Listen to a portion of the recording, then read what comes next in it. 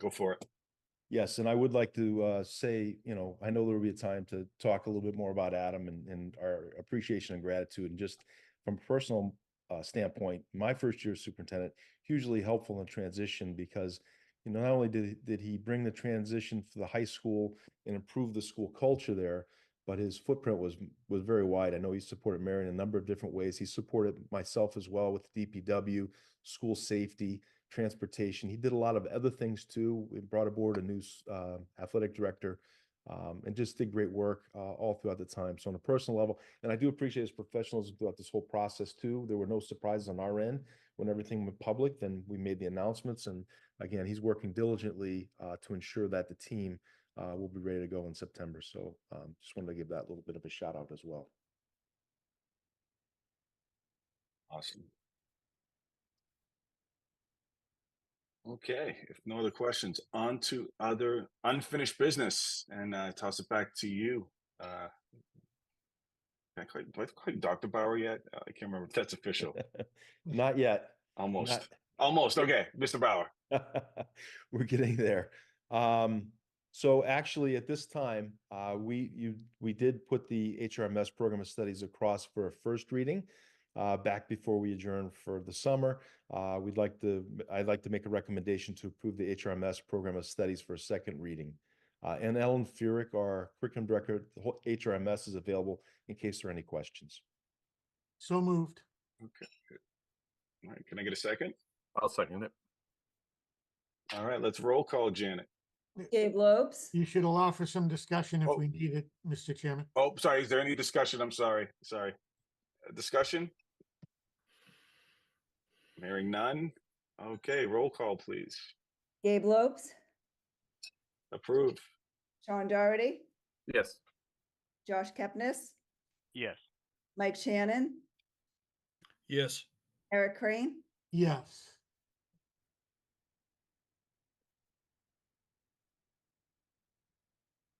Okay. Okay, unfinished business. The second item is school committee 2024-25 meeting dates. I'm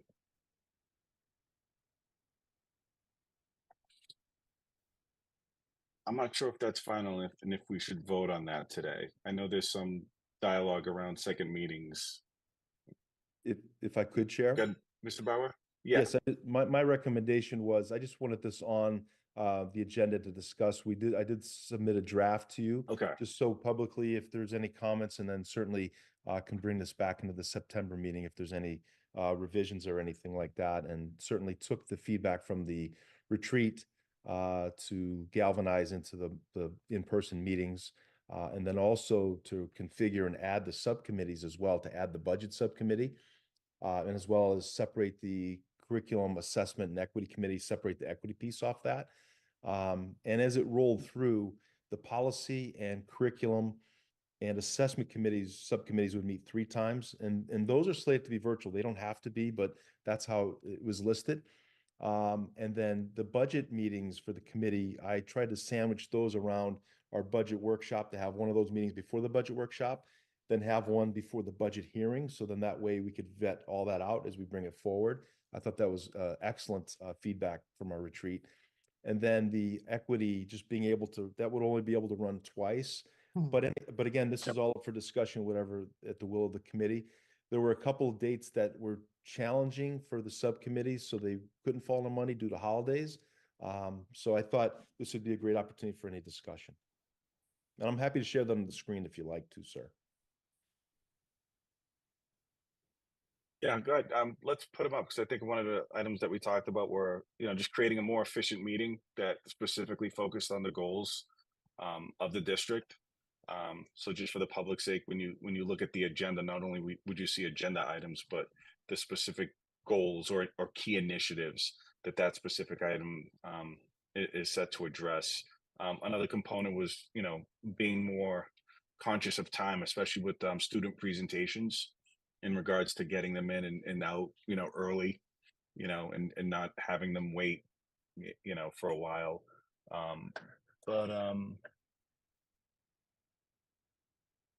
This one actually looks okay, except it's April 28th that Monday after spring break? More than likely, Look at the yes. calendar on that. Yes, it is. Okay.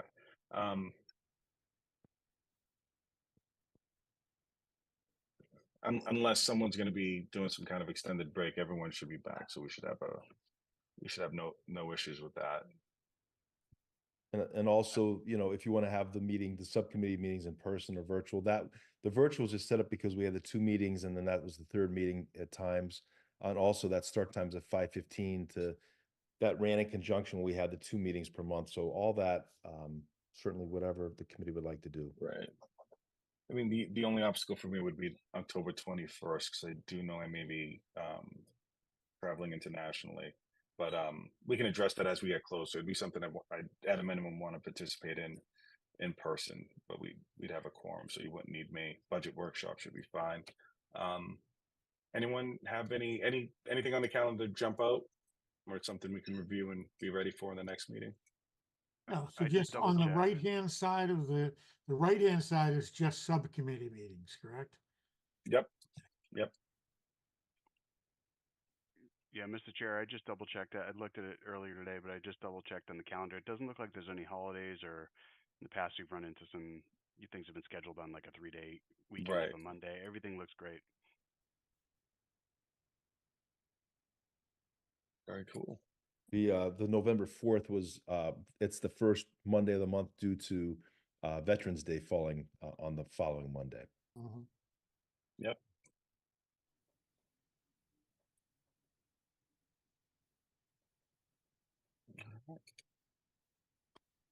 I like it.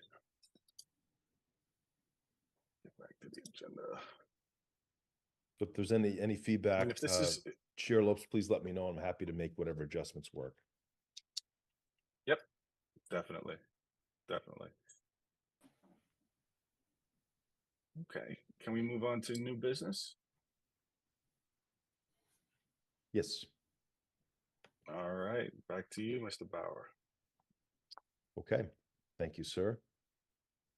I will share the screen and maybe move through here first. So we're now in handbook season as we're getting ready to open the doors, and our principals and their assistant principals and directors have been working really hard to in the handbook, as we know, is a living, it's a document that it's just one that evolves over time. So every year there's a lot of time spent on edits, revisions, and what we're bringing forth, both handbooks, the high school and the middle school, are in the folder, and I'll recommend each for a first reading. But before I get there, I did put together a few slides because what we really want to discuss are any of the true substantive changes or any specific questions that the committee may have. So 1 second, I will share my screen and I will go back to the slides.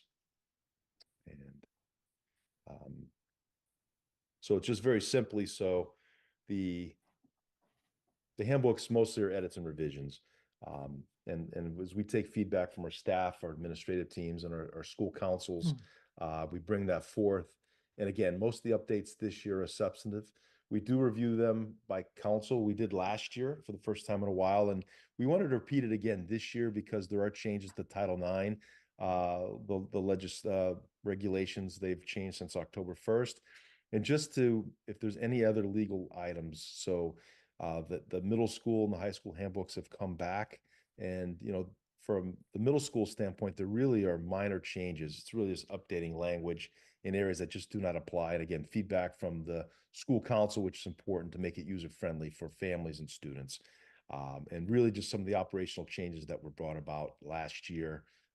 They'll be reflected in the handbook. So there's nothing substantive, any major policy changes. Again, the new Title IX updates really will fall in, and they'll be stock, and I'll review that more in September because this has been evolving. But reality, the middle school handbook itself is mostly just revisions and updates and such. So I make a recommendation for the school committee to approve for first reading the Holton Richmond handbook, student handbook. So Can I moved. get a motion? Second. How about a second? Thank you. Any Second. discussion on the Thank you. Can you guys hear me? Mhm. Yep. Okay. Any discussion on the handbook? None. Not here. All right. Janet, please a roll call. Mike Shannon, Yes. Sean Doherty, Yes. Eric Crane, Yes. Josh Kepnes, Yes. Gabe Lopes. Yes. Great. Thank you very much. Okay. And thanks to Ellen Furyk for being on in case there are any questions. And we'll bring back for the second reading in September.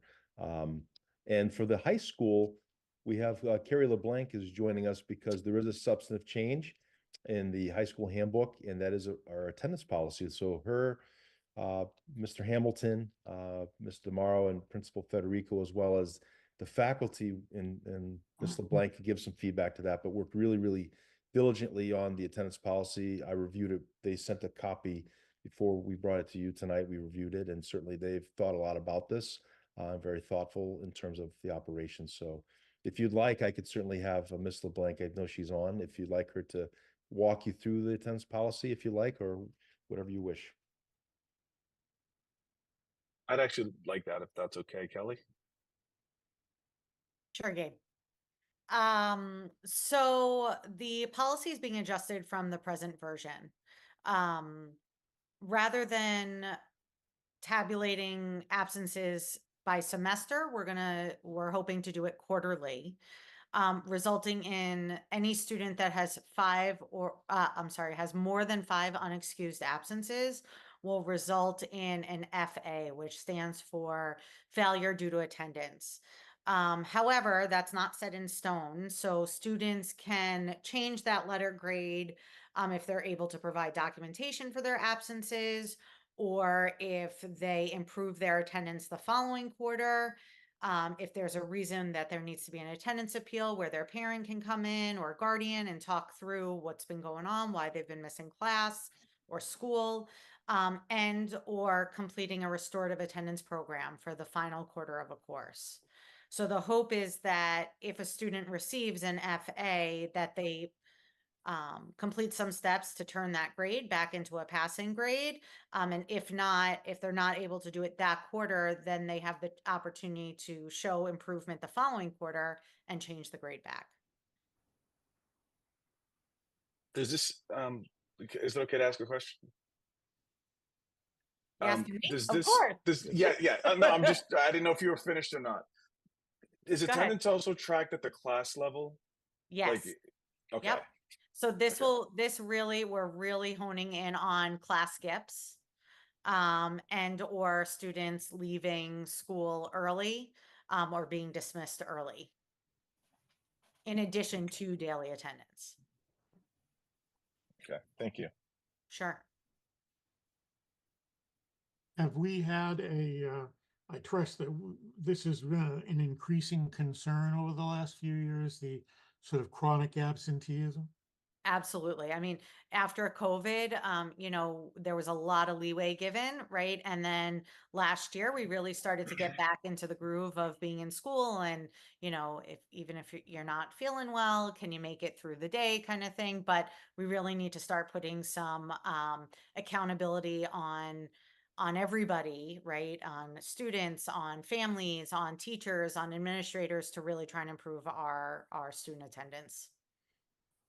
I read through the policy and it seemed the conditions and the accountability piece and the responsibility seemed very clear.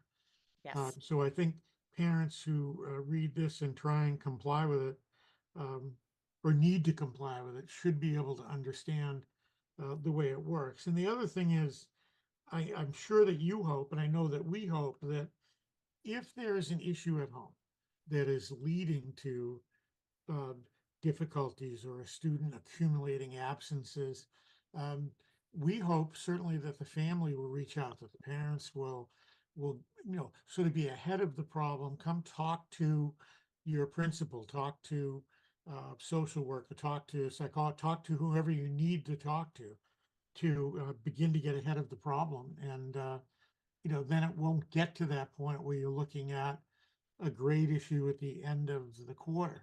So we certainly encourage, I would certainly encourage people to know that our administration is there to help and do anything we can to encourage success. And I'm sure you'd say that too, Karen. Right, absolutely. I mean, I think again, it can't just be on us, it can't just be on parents, it can't just be on students. We all have to work together. So I think, being able to communicate, share the information as to why students are absent allows us to kind of get a handle on what's going on and how to provide support and intervention to reduce the number of absences. And that's really the goal of this, is to reduce the number of absences so students can be successful in school. Yeah, Mr. Chair, just a quick question for Carrie Yep. also. And I think this is great because we did see that, through that presentation throughout the year that there was a lot of that chronic absences and, I mean, the numbers were pretty astonishing. But accountability piece on this as far as like having the students sign, the parents sign, and make sure that this is clearly communicated and people are, they know that this is a big change, because I'm sure if somebody gets an FA, they're going to be horrified at first, but is there a way that we can clearly communicate it and kind of say, hey, look, you signed this thing? Absolutely. So I think our plan that we've been talking about is how to promote this right at the beginning of school, having it be a separate document that we send out, really kind of laying out exactly what it means. And then again, I'll say that we're not looking to punish, right? We're looking to hold people accountable. So if that comes up where a student does receive an FA, and the parents saying, what is this, right? They're able to call myself or Mr. Hamilton, and we'll come in and have a meeting and figure out how to resolve the issue, right? So, there is those kind of safety nets being built in to support the students and the families on this change. Got it. Thank you. Sure. Any other questions? I do have one more. I was looking at the staff. Do we still have a truancy person in the building? No?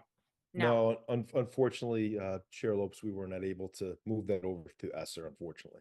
Okay. Is I that a will big loss or you guys have plan B?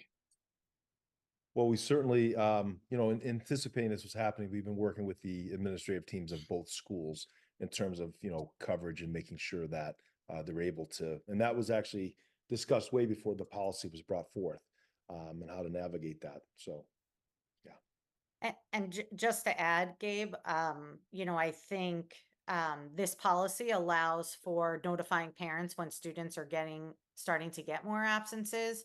So, that's something that even last year when we did have a truancy attendance person, that wasn't, it didn't happen automatically. And now we're able to do Right. that. So I think, there may be moments where myself or Mr. Hamilton or Miss LaRock may need to step in and kind of, hold kids accountable to truancy. But for the most part, there are a lot of things being put in place to prevent that from happening.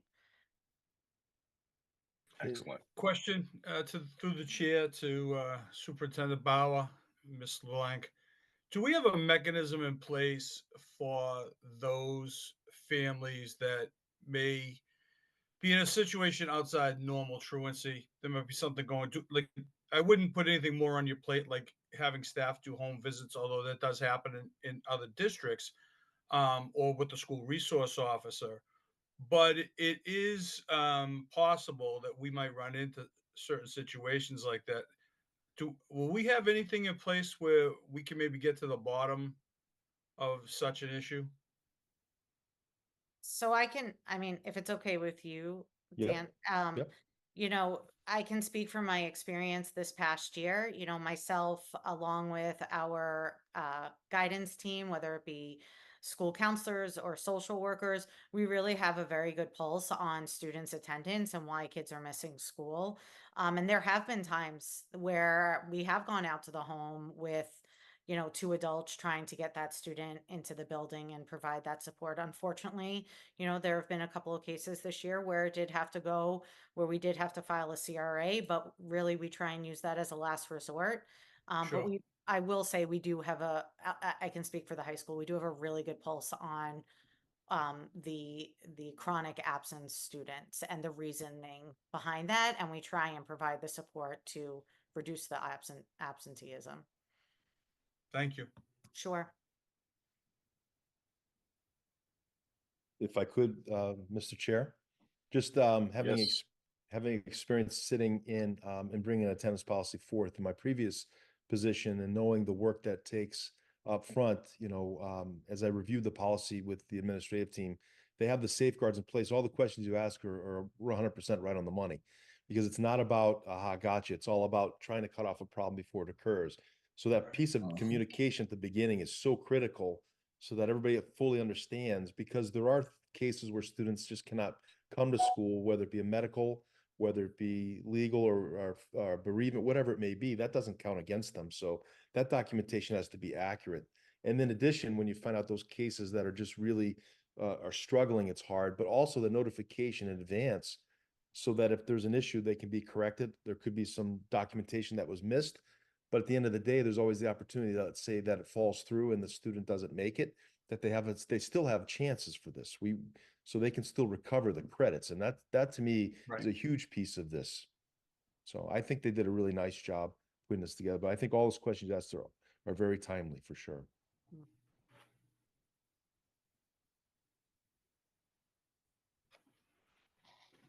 Any other questions?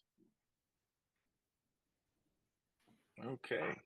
Can I get a roll call for the Danvers High School Student Handbook for first reading, Janet? Eric Crane, Yes.